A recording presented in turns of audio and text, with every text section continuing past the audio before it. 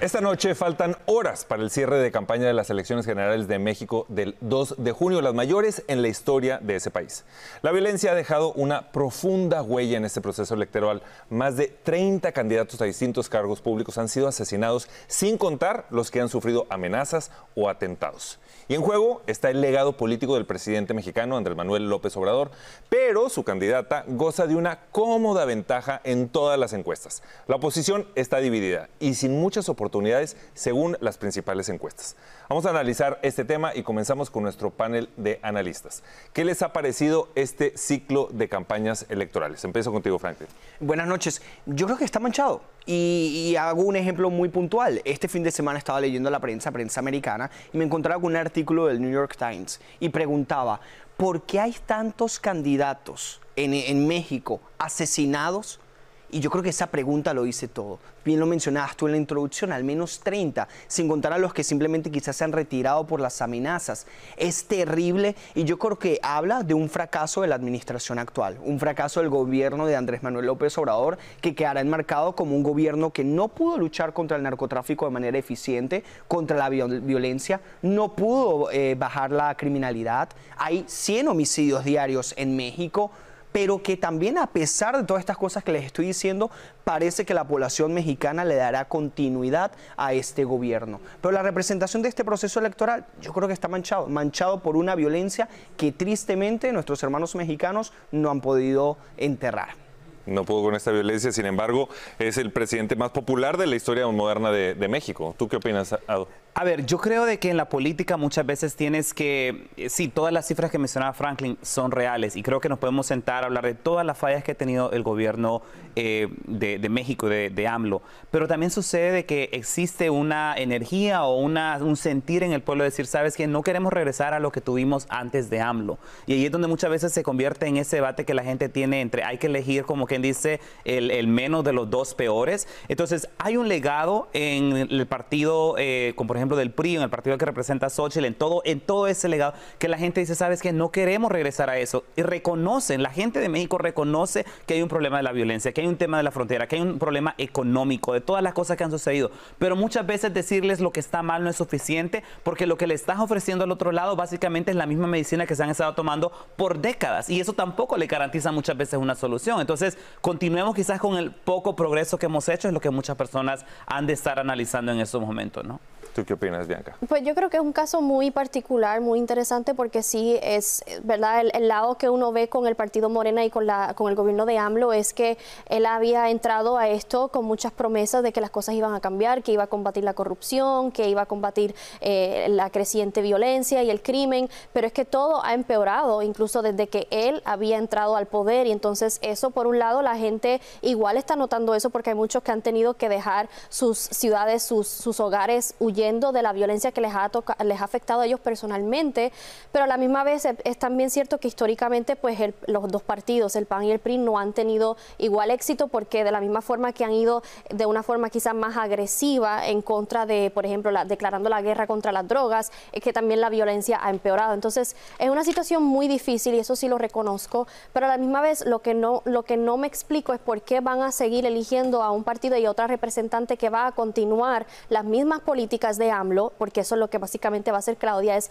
continuar ese legado sin hacer ningún tipo de cambio que sea verdaderamente efectivo o que llegue a un acuerdo entre todas las diferentes ideologías, todos los partidos políticos que se encuentran, como lo hizo Xochitl, porque también eso es interesante, es que ella no necesariamente crea una coalición de diferentes partidos con ideologías similares, sino que son muy, pero muy diferentes, y eso creo que también demuestra pues que hay muchas personas que están insatisfechos, infelices, frustrados con la situación, y pues a ver, porque puede ser que las elecciones sean mucho más reñidas de lo que parecen.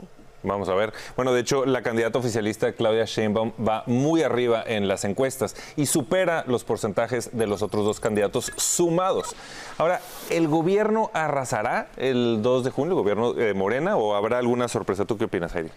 Bueno, la cosa es que Claudia me parece que está moviendo, ella está jugando ajedrez, ella está moviendo muy bien sus fichas, porque no solamente es que cuenta con el apoyo de AMLO, que como vemos y sabemos es un presidente que tiene mucho apoyo en México, sino que también está obteniendo el apoyo de personas que se supone que estaban trabajando con Xóchitl Gálvez. Lo que estamos viendo es que hay personas, por lo menos 2 personas se han ido de su partido político para unirse a la batalla de Claudia Sheinbaum, y eso yo creo que es una táctica que le va a hacer cuestionarse a muchas personas que le iban a dar su voto a Xóchitl.